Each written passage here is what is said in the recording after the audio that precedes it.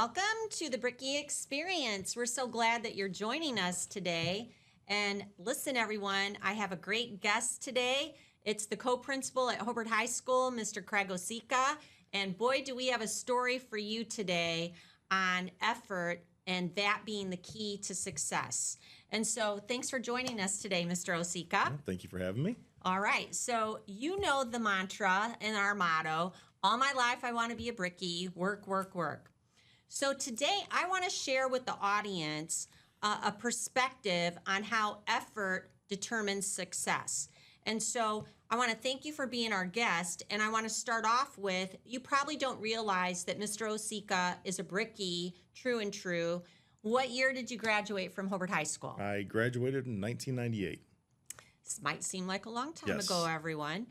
However, there's a reason why I'm sharing that with you. And I want to take you through the history of Mr. Osika and what I think demonstrates effort and success.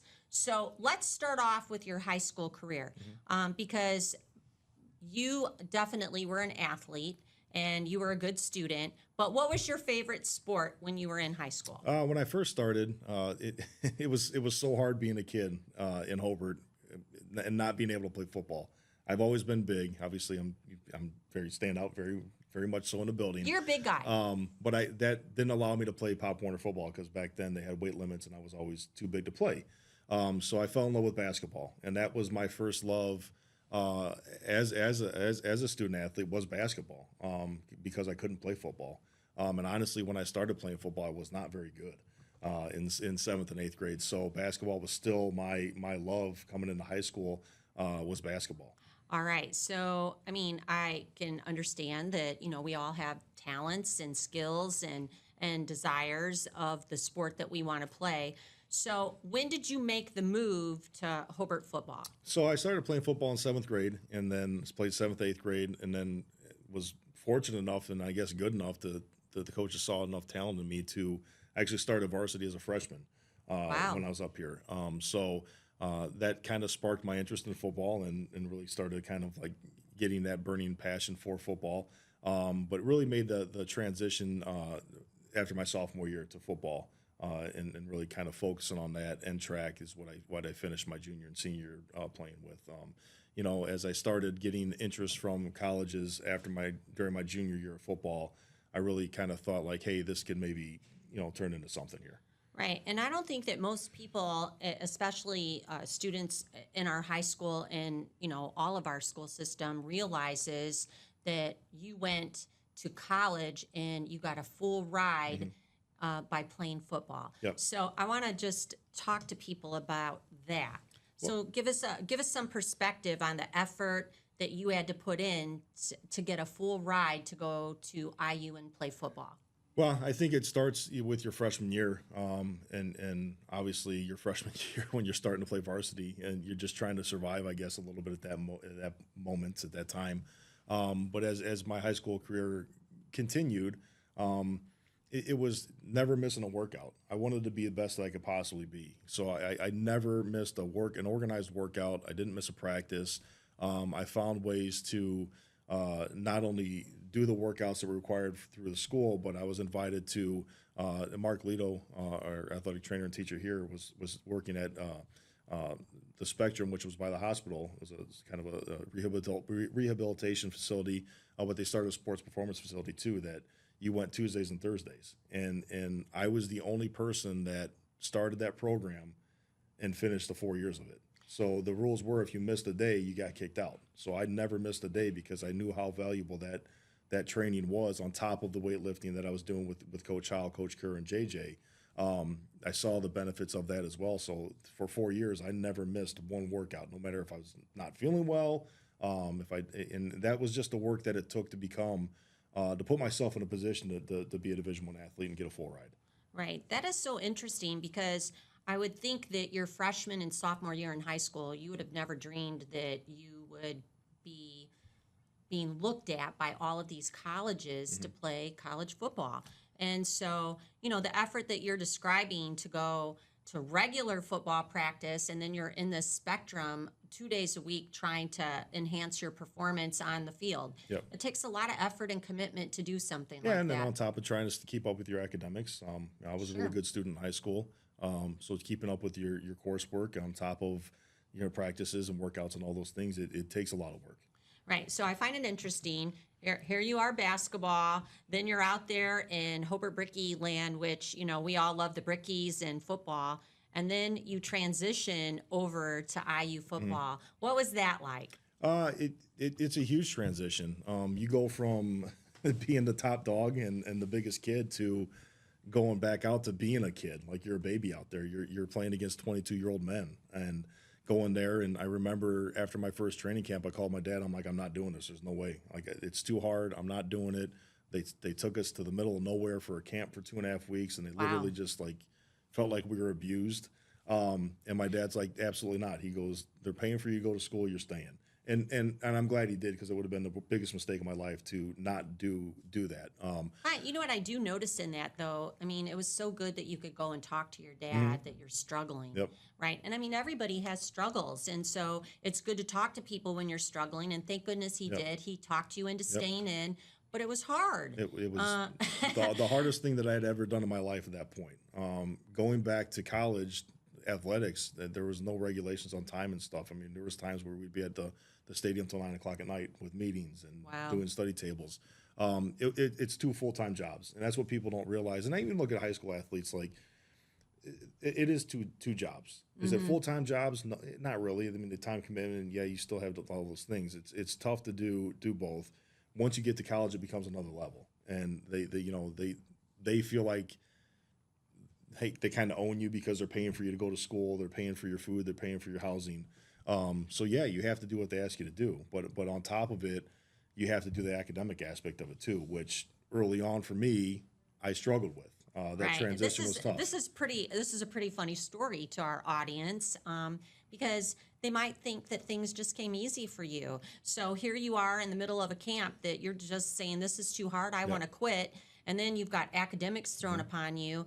And so talk about what motivated you. What did you have to do to make it? Well, I think once and again, I got to IU and I started right away. I didn't redshirt. I was playing right away on Saturdays, and at that point, it's overwhelming. It's exciting. My focus was football. I didn't focus on academics, and I almost got myself kicked out. Got called in at the midterm, and I had a .9 GPA. I was passing. wow. I was passing one class, because I think I went to that class maybe 3 times that semester in the midterm. And that's the only reason I was. So I had a really quick reality check with the coach being like, hey, if you like playing football here, you need to go to class. So I had to reprioritize,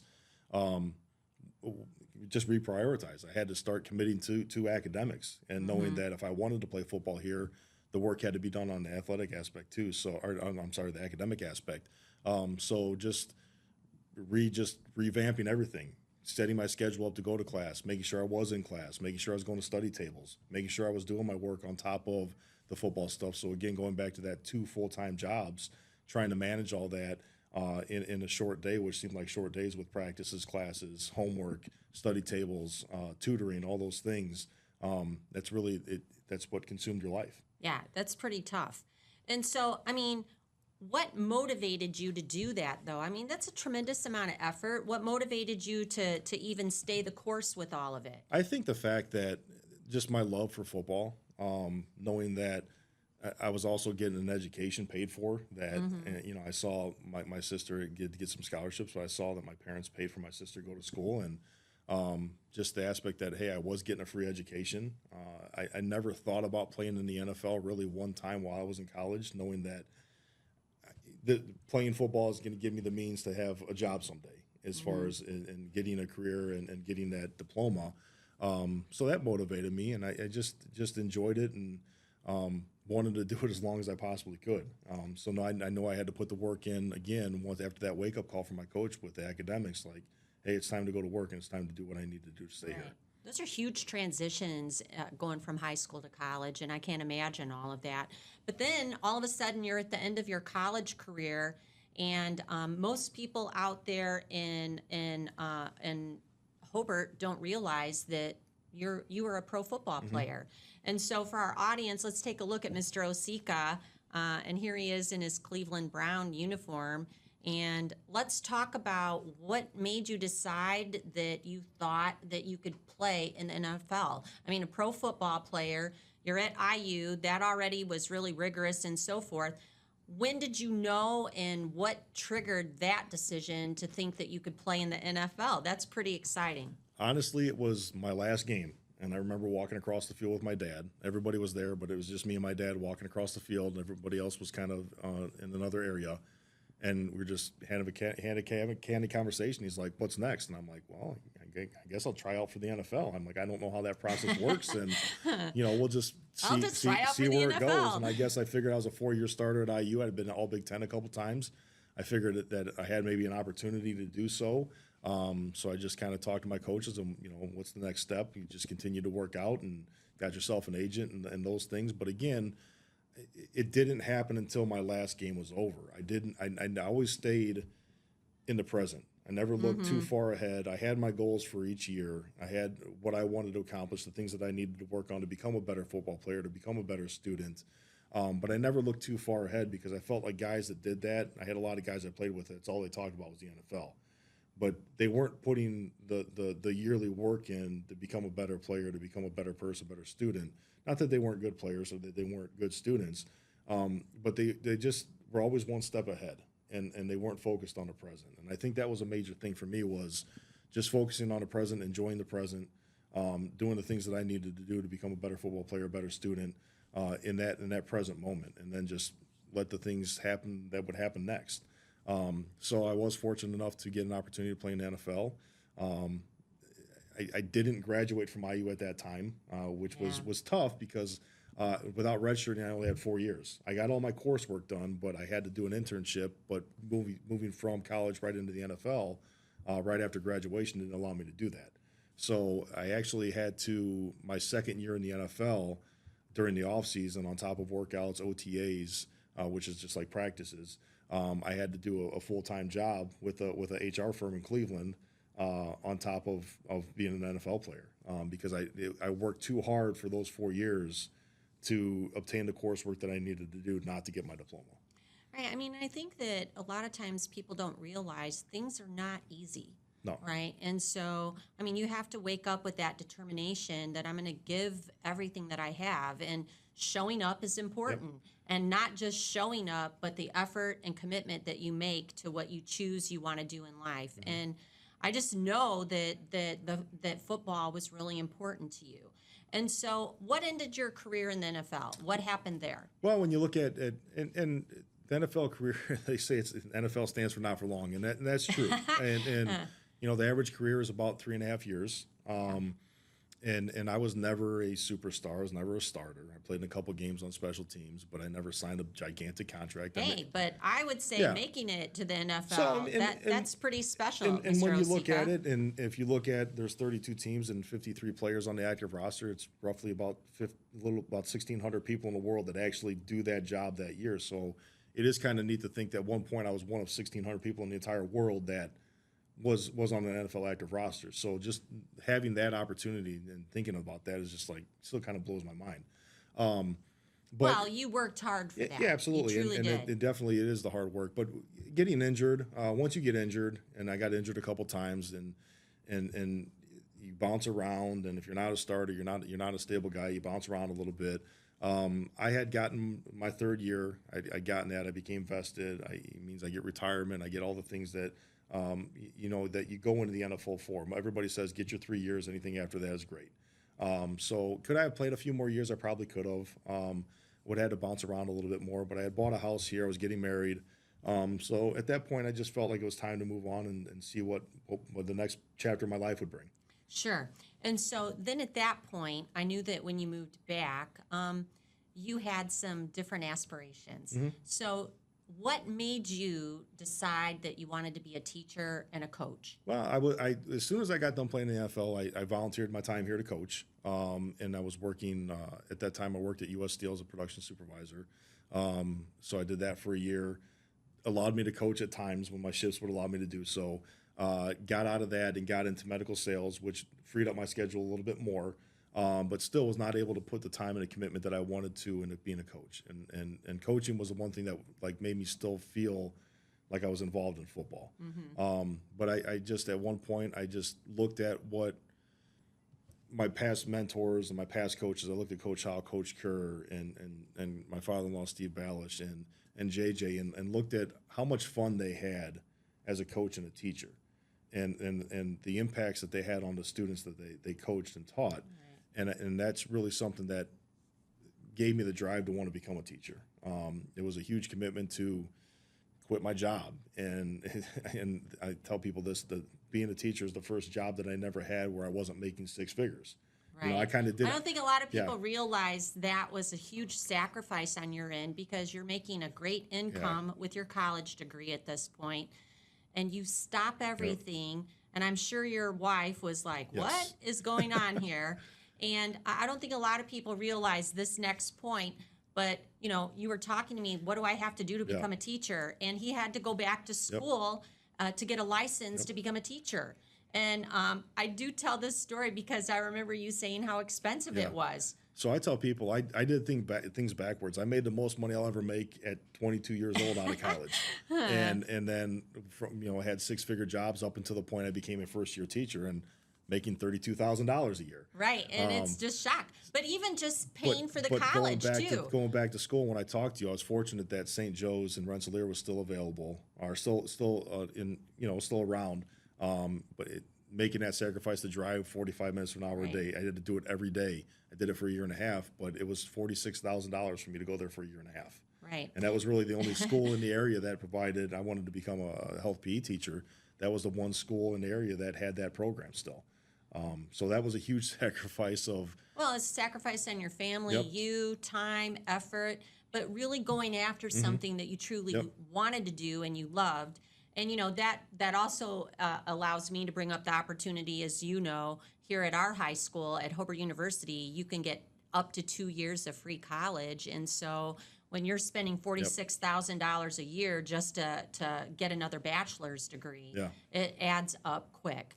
And so, but again, this is you putting forth that effort to do what you want to do in life, to have success at what you want to pursue. So let's go on. As I noticed that, you know, you were a great teacher. I loved watching you on the field, in the classroom, and I noticed that you had great leadership quality. But really, more importantly, I just know that you worked hard, you put forth a lot of effort, and I made you a dean, and you did really great at that. But I saw more in you in terms of leadership. And I think for the audience purposes, when you possess that type of hard work and effort, people will seek you out. And so I come to you and I tell you that I want to make you a co-principal. And I think the audience will crack up when we hear the story about what you had to do to become a co-principal. So let's tell the audience and all of our students what you had to do to become a co-principal. Well, number one, I thought you were crazy because I was like, there's no way. And I remember telling you, well, I'm not done coaching yet. And you said, that's fine. You can still coach and be the co-principal. So my first couple of years, I was on an emergency license because I did not have my master's degree. And that was the last thing I wanted to do was to go back to school. I had told myself that got my bachelor's from IU. I got my bachelor's from St. Joe to become a teacher. I'm not going back to school. Right. So, hey, that in and of itself, lifelong learning, that, I mean, you never stop learning, right? And so you have to go back to school to get a master's degree. This is so funny. Yeah. So finding a program that worked, that fit into being a dad, being a head football coach, being a principal, and figuring out how I'm going to be able to take these classes to get my master's so I can really become a principal and be licensed. Finding a program through Ball State and just knowing the amount of work, and we talked about work and the work that it took for me to get a college scholarship, the work that it took for me in college to then transition to the NFL, and then the work it took to stay in the NFL. The past 2.5 years, it was probably the hardest I've ever worked, and really holding down 3 full-time jobs as a student, running our football program, working with Mrs. Newell to run the school, and then obviously being a husband and a dad as well. It was a tremendous amount of work. It was long days, short nights. I was at work here. If you drove by the high school, you're going to see my truck here 9, 10:30, 11 o'clock at night, just finishing things up from the day.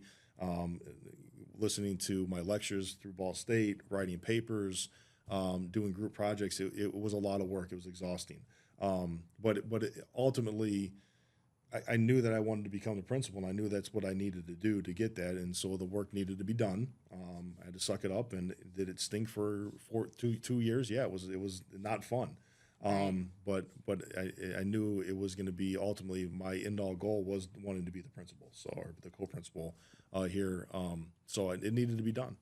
Right. And I think that is why I chose you to be my guest today, because you can actually see through high school all the way up to where you are now that you had to put forth a tremendous amount of effort, and hard work requires that. Yep. And so your level of commitment is just outstanding, and we're so thankful that you were our guest today. What advice would you give to the Brickies on the relationship between hard work, effort, and success? Well, I think that you're going to find out, and most of you probably have, nothing comes easy in life, and it's going to take work, and anything that's worthwhile is going to take work, and it's going to take a commitment. It's going to take the right attitude and the right effort that you have to put into it to get what you want. I would say that you don't know. I had no clue after high school what path I was going to take. Yeah, I knew I was going to go to college and play football, but I didn't have my mind set on playing in the NFL. I took it 1 year at a time. I never got too far ahead of myself. I set the goals for the year that I needed to accomplish to become a better football player, a better student for that year. And then I reevaluated the following year. And I just took it one year at a time, never got ahead of myself, and thought about something that was kind of far out of reach. I knew in my freshman year in college, there's no reason to think about the NFL because you can't go after your freshman year. Right. So just focus on what's the task at hand. And same thing coming back, going back to school to become a teacher. I made a sacrifice to quit my job, but I knew that I needed to get it done quickly. I knew the steps that I needed to take. I knew the work that it was going to take, and I planned it out. Just like with this, starting as a teacher, then going to a dean, then going to a principal, what steps it took, not getting too far ahead of myself, and again, just sticking to the plan, having a plan, working that plan, staying committed to that plan, not missing days, not getting yourself behind, because when you have those things that consume your time, if you procrastinate, put them off, you're never going to get caught back up. So just sticking to the plan, working the plan, and obviously trying to attain your goals. Sure. And I do think that, it's important for the audience to go back one more time and just look at those transitionary times in your life when it was so hard. And you were able to go and talk to your dad, and when it was too hard, you were ready to throw the towel in. And he's like, whoa, wait a minute here. And so you do have to regroup. And even Absolutely. when you were transitioning even into principal and seeing the difference in what you have to do as an administrator to run a building, and it's a hard job. And so I want to commend you on just the effort and hard work that you have to put in. And I would say that to all of our Brickies, you too can aspire to be whatever you want. You just have to put in the hard work and effort that it takes to get what you want in life. And so thank you, Mr. Osika. We're really proud of you. We're glad that you're the principal here at Hobart High School. And guess what, everyone? We'll see you on the next episode of the Brickie Experience. And thanks for joining us today.